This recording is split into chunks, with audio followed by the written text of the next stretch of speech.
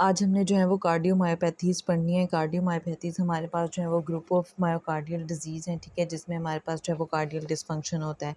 ये हमारे पास 3 तरह की होती हैं। हमने सबसे पहले जो है वो डायलेटेड कार्डियोमायोपैथी पढ़नी है। इसमें हमारे पास जो चारों चैम्बर्स हैं ना हार्ट के, उनकी डायलेशन हो जाएगी, ठीक है। सबसे जो है वो कॉमन फॉर्म जो है वो कार्डियोमायोपैथी की, वो हमारे पास डायलेटेड कार्डियोमायोपैथी आती है, ठीक है। इसके अंदर हमारे पास क्या होता है कि सिस्टलिक जो है वो डिसफंक्शन हो जाता है, जो वेंट्रिकल्स हैं वो पंप नहीं कर पाते सही तरीके से, ठीक है, जिसकी वजह से हमारे पास दोनों तरफ का जो है वो हार्ट फेलियर हो सकता है, biventricular congestive heart failure होता है, ठीक है। इसकी ज़्यादातर जो कॉजेज़ है ना वो इडियोपैथिक होती हैं, लेकिन अगर हम लोग दूसरी कॉजेज़ की बात करें तो उसमें हमारे पास कौन कौन सी चीज़ें हो सकती हैं। हमारे पास जो है वो जेनेटिक म्यूटेशन हो सकती है,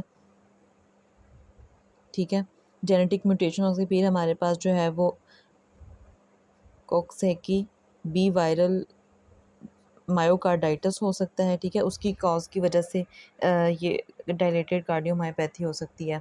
इसके अलावा हमारे पास जो है वो वेट बेरी-बेरी जो है हो सकती है, जिसमें हमारे पास जो है विटामिन B1 जो है वो उसकी डेफ़िशिएंसी होती है, ठीक है।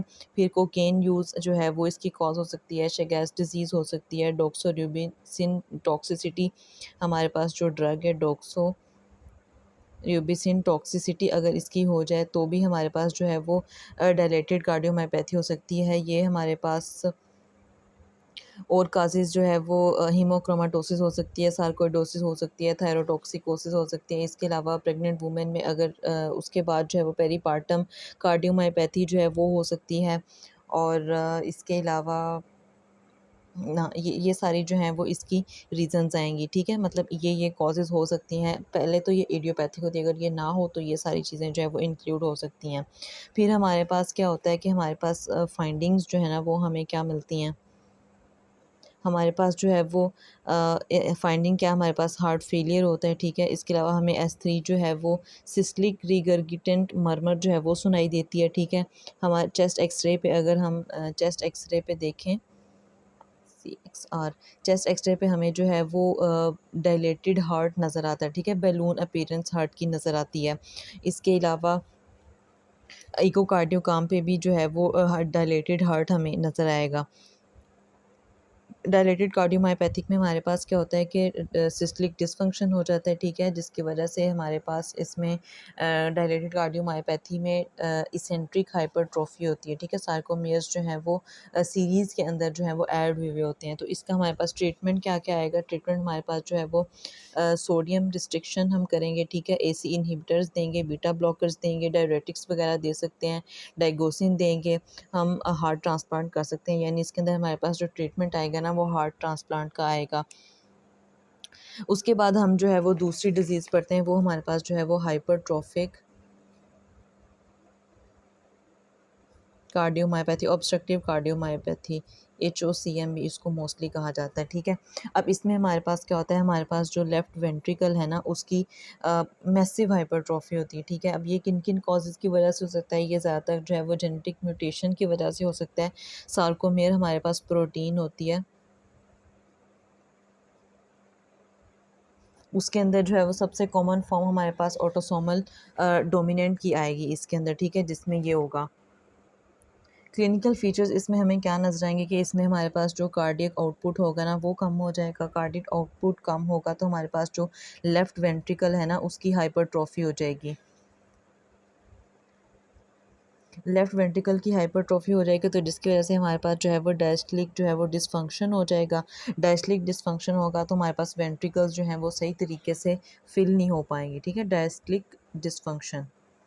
जब वेंट्रिकल्स जो हैं वो फ़िल ही नहीं हो पाएँगे तो हमारे पास सडन डेथ हो सकती है वेंट्रिकुलर एरिथमिया की वजह से, ठीक है। हाइपरट्रोफिक कार्डियोमायोपैथी जो है वो सडन डेथ की कॉज़ बनती है। किनमें ज़्यादातर यंग एथलीट्स वगैरह में क्या होता है कि सिनकोप होता है एक्सरसाइज़ के साथ जब सिनकोप होगी तो हमारे पास सब एओर्टिक हाइपरट्रोफी होती है, जिसकी वजह वेंट्रिकुलर सेप्टम की, जिसकी वजह से हमारे पास फंक्शनल आयोटिक स्टेनोसिस हो जाएगी।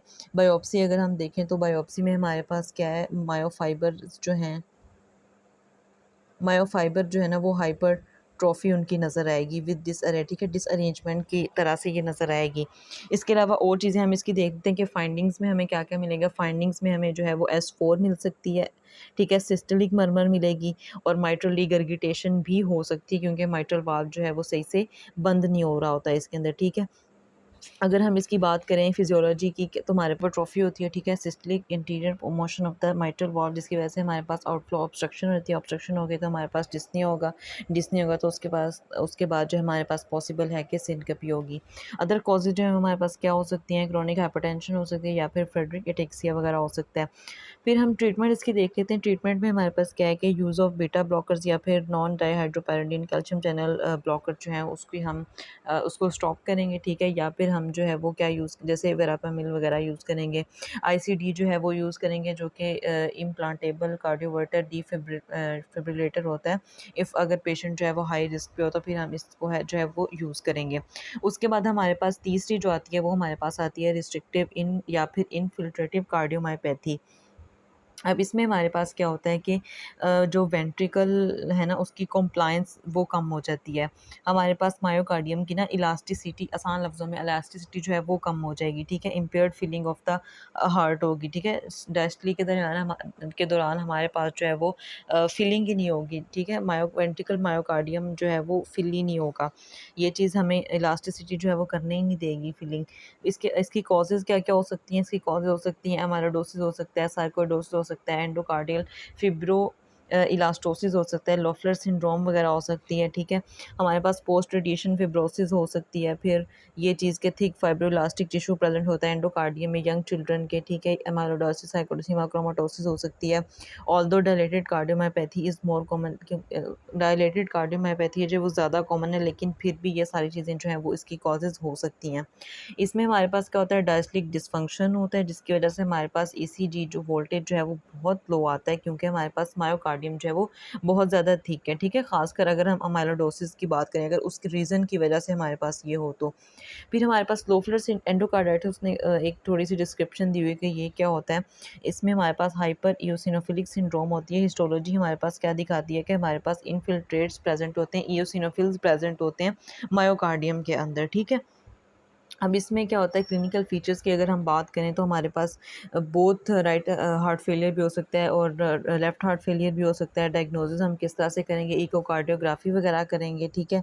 और ट्रीटमेंट जो है वो हम अंडरलाइन कॉज जो है वो उसको ट्रीट करेंगे, ठीक है। वैलोडाइलेटर्स वगैरह दे सकते हैं या फिर हम जो है वो लो डोज डाययूरेटिक्स जो है वो यूज़ कर सकते हैं। और इसमें हमारे पास जो है वो क्यूआरएस को एम्पलीट्यूड जो है वो बिल्कुल डिमिनिश्ड होता है अगर हम इसको ईसीजी वगैरह पे देखते हैं और बहुत लो वोल्टेज जो है वो होता है।